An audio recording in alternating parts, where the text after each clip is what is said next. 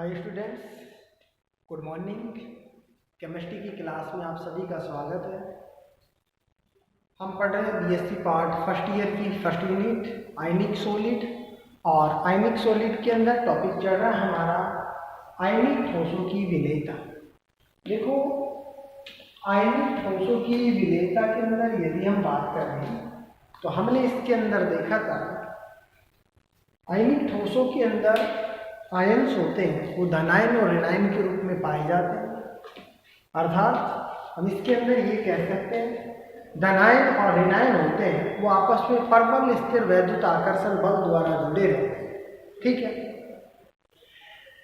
इनको विलायक में विलय करने के लिए इनके मध्य आकर्षण बल होता है, उनको तोड़ना पड़ता है। जो धनायन और ऋणायन के मध्य जो परबल स्थिर वैद्युत आकर्षण बल होता है उनको तोड़ना पड़ता है। ठीक है, अब ये प्रबल स्थिर वैद्युत आकर्षण बल होता है, उनको जब तोड़ दिया जाता है तो इनको तोड़ने के लिए जो दी जाने वाली जो ऊर्जा होती है वो उस ऊर्जा का मान जालक ऊर्जा से क्या होता है, अधिक होता है।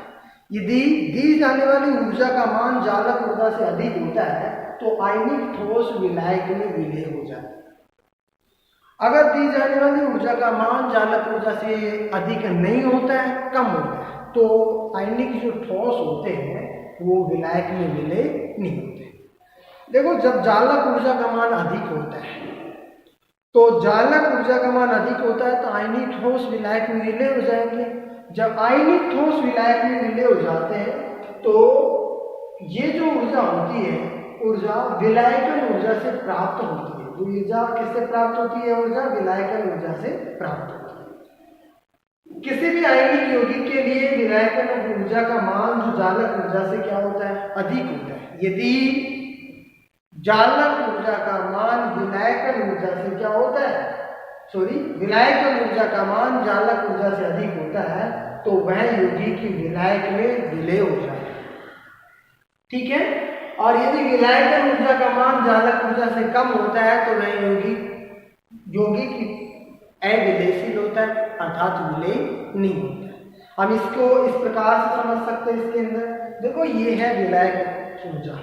अब विलायकन ऊर्जा की यदि हम बात करें तो विलायकन ऊर्जा का मान यदि ज्यादा पाया जा रहा है तो और जालक ऊर्जा का मान कम पाया जा रहा है, ठीक है, तो जो यौगिक होगा जो विलायक में क्या हो जाएगा, विलय हो जाएगा। ठीक है, विलायक में विलय। और यदि विलायकन ऊर्जा का मान कम पाया जा रहा है, जालक ऊर्जा का मान अधिक पाया जा रहा है, विलायकन ऊर्जा इज लेस देन जालक ऊर्जा, तो यहाँ हम ये कह सकते हैं विलायक में क्या रहेगा, यौगिक अविलय रहेगा। ठीक है, तो विलायक में विलय होने के लिए कंडीशन ये होती है कि विलायकन ऊर्जा का मान ज्यादा होना चाहिए तुलना में किसके, जालक ऊर्जा से, और यहाँ पर विलायकन ऊर्जा का मान कम होना चाहिए तुलना में किसके, जालक ऊर्जा से। तो यदि विलायकन ऊर्जा का मान जालक ऊर्जा से कम होता है तो विलायक में क्या रहेगा, अविलय रहेगा। ठीक है, उसके बाद में हमने देखा था इसके अंदर, देख आयनिक यौगिक की विलयता को अनेक कारक प्रभावित करते हैं, इन सब की हमने चर्चा की थी। और इसके बाद अब हम चर्चा करेंगे जो इनके अंदर, देखो हमने देखा था अनेक जो कारक होते हैं वो क्या क्या होते हैं, इनको प्रभावित करते हैं। इसके अंदर हम बात करेंगे सबसे पहले धात्विक बंध। नंबर 1 की चर्चा करते हैं धात्विक। देखो, धात्विक बंध के अंदर, इसके अंदर धात्विक बंध के अंदर धातु परमाणुओं के मध्य उपस्थित वह बल, देखो धातु परमाणुओं के मध्य उपस्थित वह बल जो न तो पूर्णतः आयनिक होता है और न ही पूर्णतः सहसंयोजक होता है। अर्थात ना तो परिपूर्ण रूप से उनके अंदर आयनिक बंध पाया जाता है या फिर आयनिक जो बंध वाले जो करैक्टर होते हैं वो होते हैं, और ना ही परिपूर्ण रूप से उनके अंदर सहसंयोजक बंध वाले जो करैक्टर होते हैं सहसंयोजक बंध वाले करैक्टर होते हैं। अर्थात दोनों के जो करैक्टर होते हैं परिपूर्ण रूप से नहीं होते हैं। तो इस प्रकार से, अर्थात इस प्रकार से यह जो बंध होता है इन दोनों बंधों से क्या होता है, मिलता जुलता होता है, और ऐसे जो बंध होते हैं उसे हम कहते हैं धात्विक बंध। ठीक है, हमने क्या देखा है धात्विक बंध के अंदर, हमने ये देखा है कि धात्विक बंध होता है, धात्विक बंध इस प्रकार का बंध होता है जिसमें सहसंयोजक और आयनिक दोनों प्रकार के बंधों के कैरेक्टर्स पाए जाते हैं, लक्षण पाए जाते हैं। इसके अंदर हम ये कह सकते हैं ना तो परिपूर्ण रूप से इनके अंदर आयनिक जो बंध होता है उनके कैरेक्टर पाए जाते हैं और ना ही परिपूर्ण रूप से इनके अंदर सहसंयोजक बंध होता है उनके कैरेक्टर पाए जाते हैं। अर्थात सहसंयोजक बंध और आयनिक बंध दोनों के मिलते जुलते यदि कैरेक्टर्स पाए जाते हैं तो ऐसा जो बंध होता है वो होता है धात्विक बंध, मेटेलिक बॉन्ड कहलाता है। ठीक है, नेक्स्ट हम बात करते हैं धातुओं के गुण। देखो, कैरेक्टरिस्टिक्स ऑफ मेटल्स, धातुओं के गुण या जो भी संक्रमण धातुएं होती है उनके गुणों की बात करते हैं। सबसे पहले फर्स्ट ऑफ ऑल हम चर्चा करते हैं इसके अंदर पहला जो कैरेक्टर होता है, ये जो धातु होती है धातुओं के अंदर धात्विक चमक पाई जाती है। हम सब जानते हैं जैसे लोहा है, गोल्ड है, सिल्वर है, ठीक है, प्लेटिनम है, इन सभी के अंदर धात्विक चमक पाई जाती है। अर्थात ये अपने आप के अंदर ये जो धातु होती है, जो भी डी ब्लॉक के एलिमेंट्स होते हैं, सबके अंदर धात्विक चमक पाई जाती है। ठीक है, नेक्स्ट नंबर 2, धातु में आघात वर्धनीय और तन्य होती है। आघात वर्धनीय और तन्य होती है, अर्थात जो धातु होती है उनको कूटा जा सकता है, पीटा जा सकता है। एक ये कहे कि कूट पीट करके एक संरचना से दूसरी संरचना हम बना सकते हैं, ये इनके अंदर कैरेक्टर पाया जाता है। और इनके अंदर साथ ही साथ तन्यता का गुण भी पाया जाता है, ये सब हम जानते हैं। ठीक है, तो इनके अंदर आघात वर्धनीयता और तन्यता का गुण पाया जाता है। नेक्स्ट हम बात करें इसके अंदर, इनमें इलेक्ट्रॉन त्याग कर धनायन बनाने की प्रवृत्ति पाई जाती है। हम सब जानते हैं डी ब्लॉक के एलिमेंट्स होते हैं या फिर धातु होती है, धातुओं के आउटर्स ऑर्बिटल्स के अंदर जो डी ऑर्बिटल्स होते हैं उनके अंदर इलेक्ट्रॉन्स पाए जाते हैं। जो इलेक्ट्रॉन्स होते हैं वो डी ऑर्बिटल्स के अंदर पाए जाते हैं और अनस्टेबल होते हैं इलेक्ट्रॉन्स। अब ये क्या काम करती है धातुएं स्टेबिलिटी प्राप्त करने के लिए अपने जो आउटर ऑर्बिटल्स के जो इलेक्ट्रॉन्स होते हैं उनको त्याग देती है।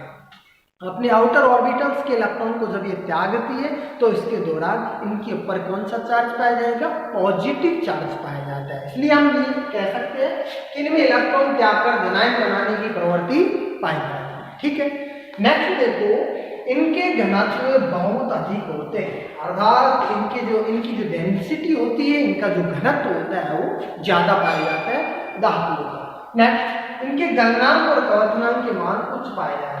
गलनांक और कवचनांक के मान उच्चतम पाए जाते हैं। हम सब जानते हैं लोहा का जो आयरन होता है उसका गलनांक कवचनांक उच्चतम होता है। जो एजी होती है उसका, चांदी का जो गलनांक कवचनांक उच्चतम होता है, सोने का गलनांक कवचनांक उच्चतम होता है। ठीक है, इसी प्रकार जो भी कॉपर होती है उसका गलनांक और कवचनांक उच्चतम होता है, जिंक होती है उसका भी गलनांक कवचनांक उच्च होता है। तो जो भी मेटल्स होती है सभी मेटल्स का जो गलनांक और कवचनांक होता है वो उच्चतम पाया जाता है। ठीक है, कुछ मेटल्स होती है जैसे मरकरी है उसका गलनांक कवचनांक अन्य जो धातुओं की तुलना में कम होता है क्योंकि वो लिक्विड फॉर्म में पाए जाते हैं। ठीक है, नेक्स्ट, लगभग सभी धातुएं कठोर प्रवृत्ति की होती है। ठीक है, लगभग सभी धातुएं मतलब यहाँ पर जो मरकरी होती है वो एक्सेप्शनल केस है धातुओं का, वो कठोर नहीं होती है। इसके अलावा जो भी धातु होती है वो लगभग क्या होती है, कठोर अवस्था, ठोस अवस्था के अंदर पाई जाती है, कठोर होती है। ठीक है, कठोर प्रवृत्ति की होती है।